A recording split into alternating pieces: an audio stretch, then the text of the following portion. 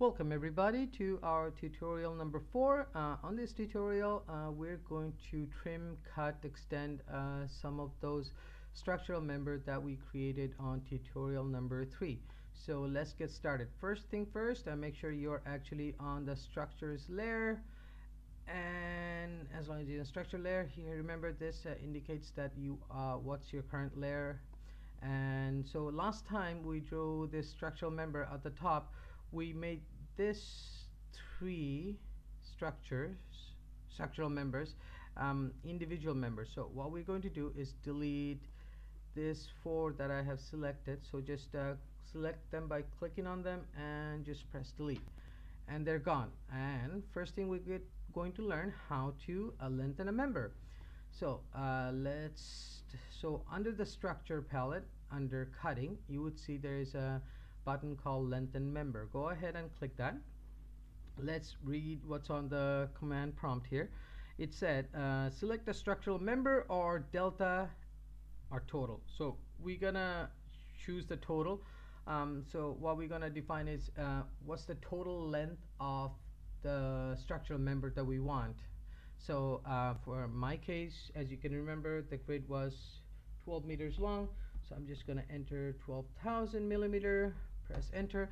And here's an important point. So on AutoCAD, usually when you're lengthening or cutting a member, the half that you click on when selecting the member to extend or cut, it's the half that is the end that the extension or the cutting happens.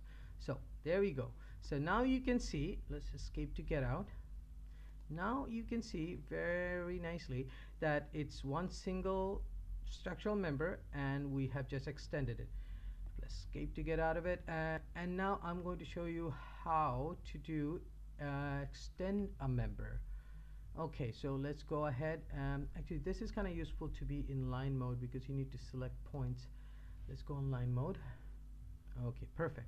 So we're going to select extend member. So that's under structure, cutting, extend member. And then this little command, well, actually dialog window opens up. Go ahead and select the 3-point because I find that one the easiest. You can also do it to a certain plane, but it gets entirely too complicated that way. Just choose the 3-point. So all you have to do, select a 3-point so you can define a plane that your structural member would extend to. So I'm gonna go ahead and select this point, and this point. And now it's going to ask me to select my structural member. So I'm gonna go ahead and select that one. And it extends itself. Okay, awesome. Let's take a look at the shape mode. Perfect. It looks really good. Okay, so those are very useful little tricks to have. And I'm going to show you another quick little thing that I've learned the hard way. Sometimes what you will find, just because each of these members are justified by their like their middle point on the middle of their web, that's what the other members would extend to, or that's where the grid is. So here, let's per se you wanted this member, this highlighted member, all the way to the edge of your column. You could do a lot of things, change the justification of your members, which I will show you later how to do. But the easiest way is once you select it, at the end you'll see a little grip, and once you snap onto it, it would turn orange or some sort of color. So just drag it, and as long as you have orthographic restrictions on, you can drag it to the edge that you want it to extend at, and kind of snap onto that point and press or click on it. Click your mouse button, and now it's nicely extended all the way to the end. Okay, so we're going to do that on all these corners because that is going to help us out quite a bit. Again, doesn't matter which way you're looking at it, you can always select that little, and we can extend it and click, and it's extended. Let's look at the other point. Again, doesn't matter what your view is, you can still select it through the 3D object. Here, as long as this is the only thing that's selected, I should be able to just snap onto it and go to the plane that I wanted to extend it to, or any edge really. Usually it's easy because there's a lot of other structural members there. Let's extend this one as well. Why not? We'll extend it to this edge. Perfect. Now let's do some mitering cuts. So we're gonna apply mitering cuts to our very the top corners over here. 1, 2, 3, 4, 5. Okay, so let's get started. Again, under the structure palette and cutting, you will find miter cut members. Go ahead and select that, and all you really have to do is select to well, if you read your command prompt, it says align edges, gaps. Those are extra options. You can click on it and explore them yourself, but most of the time all you're going to be doing is selecting the first object and then the second object, and they will miter themselves. Okay, let's do this corner. First object, second object. Perfect. And as you can see, you can do multiple objects this way too. Second object. Perfect. In that case, I suppose we really didn't need to extend the other member, but it was just a good thing to show you guys so you know it for the future. Okay, perfect.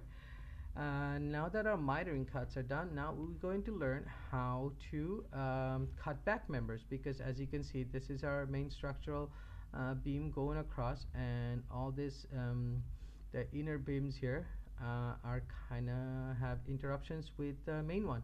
So we're going to do here a cut back member. So again, under structure, cutting, click cut back members, and here first thing it asks you to do is select the limiting member. So it's the member that is going to limit the other members that you want to cut or cut back. So go ahead and select this member, and it will be highlighted, and then again go back to your command prompt, and it says select structural member to cut. So we're gonna select this one first, and then you keep on doing it as many as you need. On this case, let's go ahead and do this one as well, and let's go ahead and do this one and this one. Okay, hopefully, oh no, those two didn't cut. I suppose we'll have to, here is a point where it's not cutting, it's simply because the justification is beyond that point.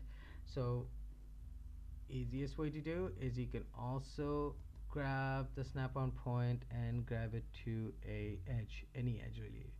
How about we grab it to that edge? Perfect, done. Okay, and here it didn't cut as well. Okay, let's give it a try again, and now we'll select this member. Oh, now it works again. Okay, so I will show you one more time, because we're gonna have to go ahead and do that for the other side. Cut back members, select your limiting members. Now it's ask you to select the members to cut. We're gonna go ahead and cut this one and that one. And here's a little bug. Even after you get out, sometimes the limiting member stays selected. I don't know why, it just happens. So the easiest way to get rid of it is select another member and click back to that member and press escape. Don't ask me. Sometimes it just happens that way. Oh, it still didn't cut. Select that member and click that member. Okay, perfect. Now it works. And next thing we're going to do is well, it's pretty much the same thing over and over again, so I'll leave it up to you guys. So what you need to do is go back and go ahead, cut or somehow bring your columns down to the bottom of your beams there. So do that to all of them, and at the very bottom bit here, what we're going to do, as you can see, there's a lot. These ones are going into your column, so are these ones. So cut them all back so they're at the extreme edges of the column. So this one, I'll do a quick little example. This one, see here, it's a kind of, it will be limited to this edge. You can do that or cut them back, whichever suits your need, and go ahead and do those all. And on the next session, I'll show you how to put some grating or some plates on, so we can create some surfaces to put our equipment or walking area on. So see you guys next time.